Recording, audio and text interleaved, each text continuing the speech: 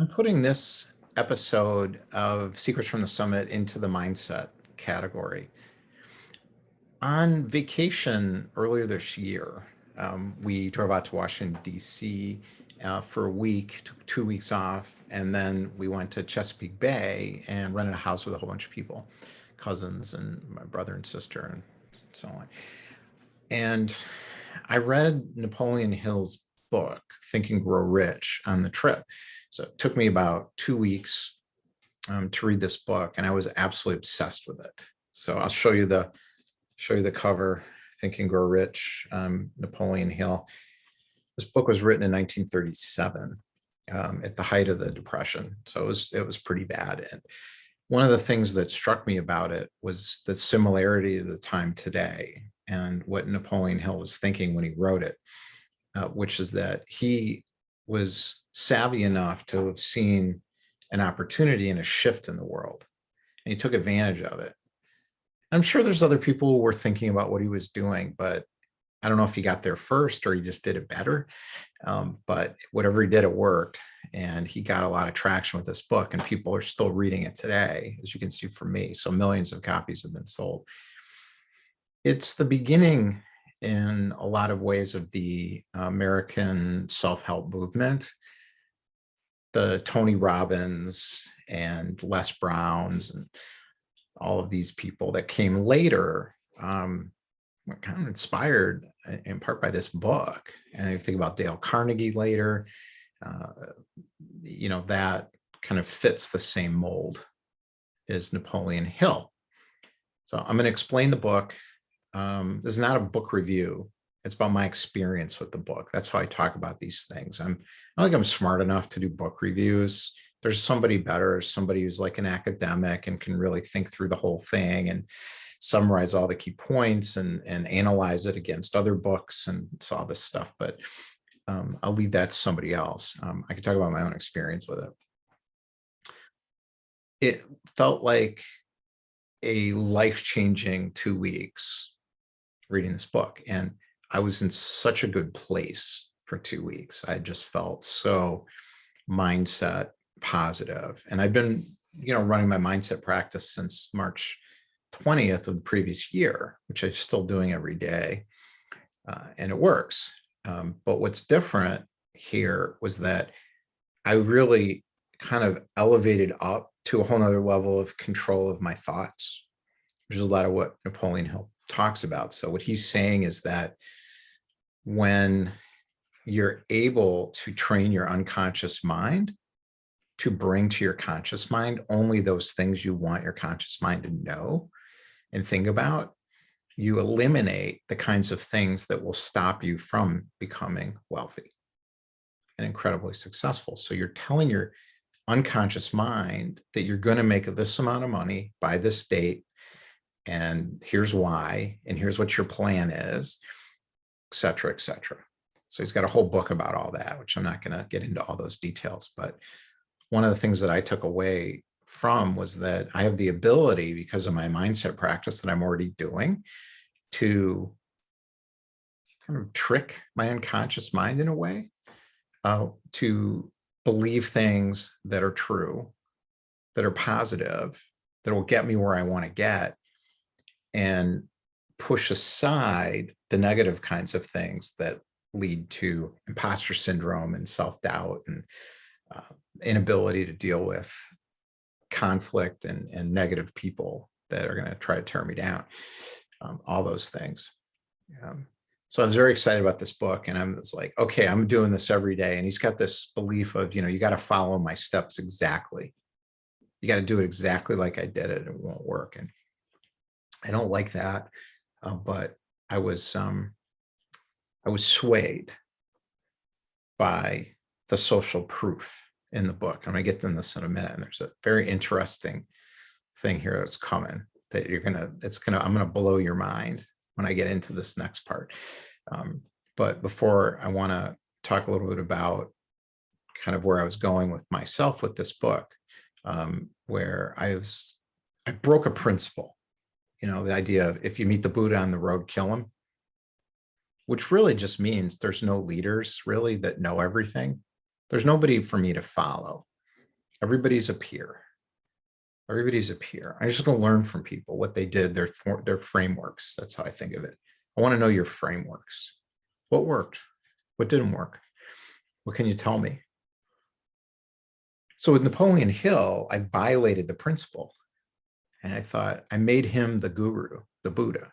So he knows I have to do exactly what he says, exactly the way he does it, in exactly the format he does, or it won't work. So I'm all excited because I found the answer, right? I'm all excited. I found the answer. Well, why did I think it was the answer? It's the social proof. The power of social proof is so powerful, so powerful. We have to be aware of this and the impact on ourselves as well as on our customers of why social proof is so important in helping you get your business going and more successful. He said that he studied personally with all of the top people in the country in 1937 for 20 years before. So it would have been like around what, World War II, World War I, before then and on into the Depression. He met with Edison, Ford, Carnegie, all of these people, all of them. And he goes down one or another and he lists them all. And he said they all told him their secrets to success. And he claims they're all the same. And he spent 20 years pulling this stuff together, and the result is this book. Well, that's pretty compelling. And he publishes their names in this book. So you feel like it's true. It's got to be true. They'd never let him do it if it wasn't true. And then he says that Andrew Carnegie is the one who put him up to it.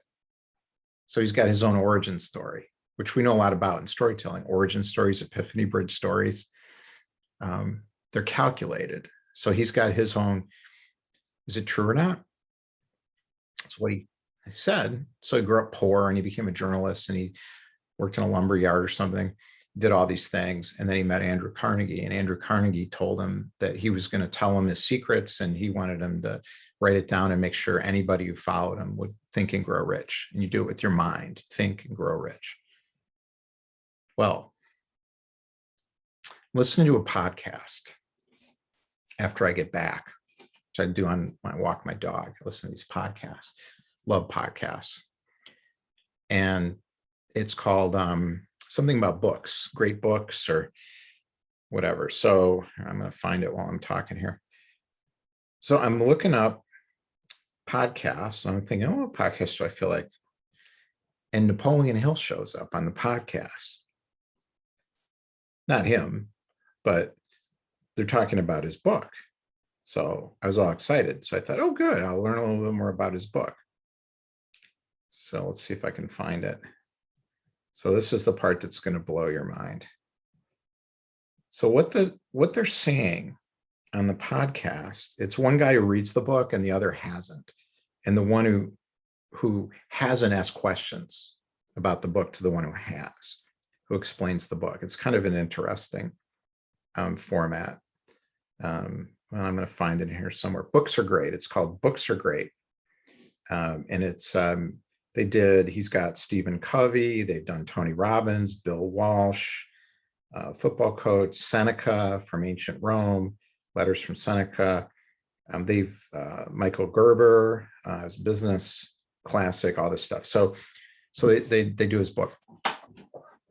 Listen to this. He made it up. He made it up. It's not true. You probably never even met Andrew Carnegie, Ford, Edison, all these people he said he studied with, he had an inside view on. Nobody knows that he didn't make it up, but it's an interesting fact that there's no correspondence. So they went to his estate, Napoleon Hill's estate, people who kind of run this stuff for him still after he's died. And I don't know, it's a foundation or what. And no letters. Oh, somebody said, well, it was all burned in a fire. So all the correspondence, all of it, his whole lifetime of correspondence with all of these people, it's all gone. None of them have it. He doesn't have it. We made it up. He must have made it up. The social proof that got me to believe every single thing he said is a lie. Call this fraudpreneurs. There's a lot of this out there. It's not always just made up, it's distorted, but it's not real. So what does that tell me about the book? It's a great book.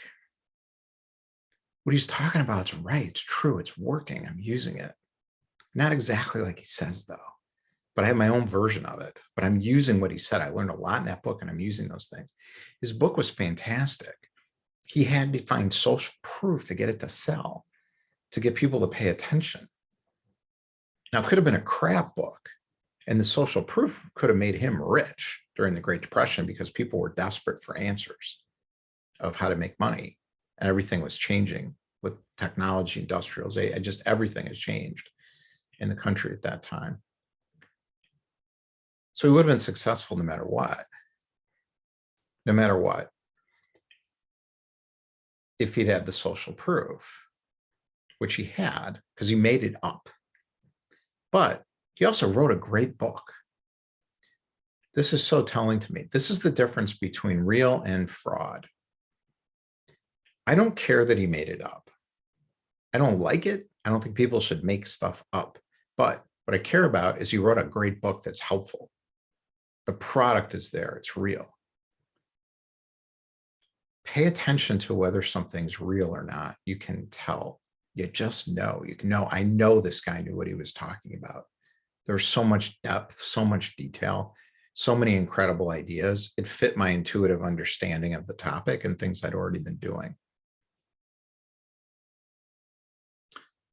Sometimes you open the door after you're sucked in with the social proof and you look inside, and there's a little guy called the wizard just sitting there doing nothing, running the film projector or pulling the lever or whatever it is. And that's when you got to run.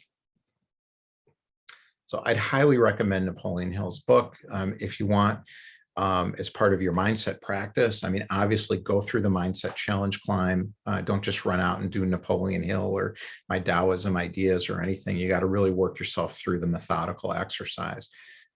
But basically, it's really a great book, and I see why it's a classic and people are still reading it.